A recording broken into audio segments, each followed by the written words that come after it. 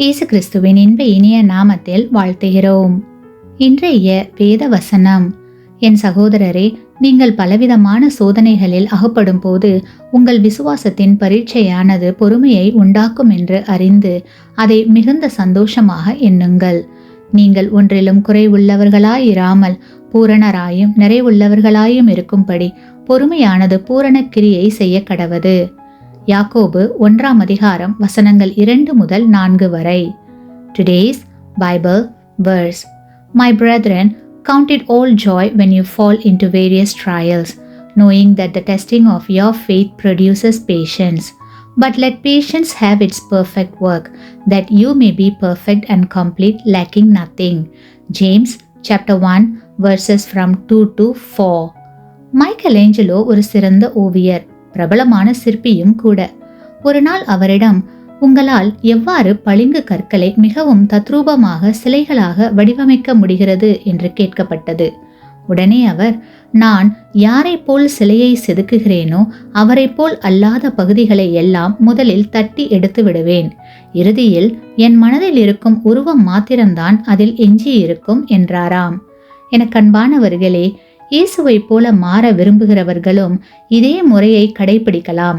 இயேசுவை போல் அல்லாத யாவையும் தட்டி எடுத்துவிட்டால் இறுதியில் அவருடைய சாயல் மாத்திரமே நம்மில் மிஞ்சி இருக்கும்.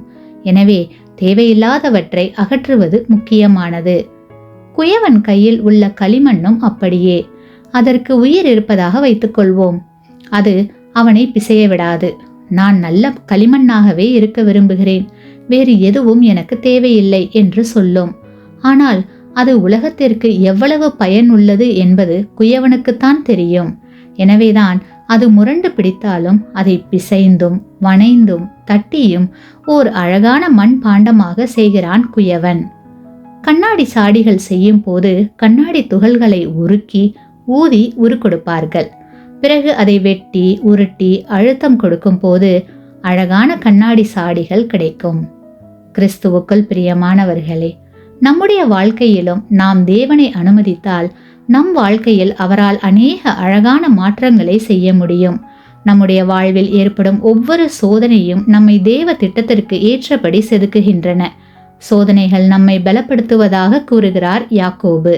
அது தேவன் நம்மில் எதிர்பார்க்கும் பூரணத்தை கொண்டு வருகிறது. இதைவிட நமக்கு வேறு என்ன வேண்டும்? நமக்கு எது நல்லது என்பது தேவனுக்கு தெரியும். ஆகையால் தேவன் நம்மை வடிவமைக்க அனுமதித்து அவருக்கு பிரியமானவர்களாக மாறி தேவ ஆசீர்வாதத்தை பெற்று வாழ்வோமாக. ஆமேன். நீங்கள் பெற்ற இந்த ஆசீர்வாதத்தை மற்றவர்களோடு பகிர்ந்து கொள்ளுங்கள்.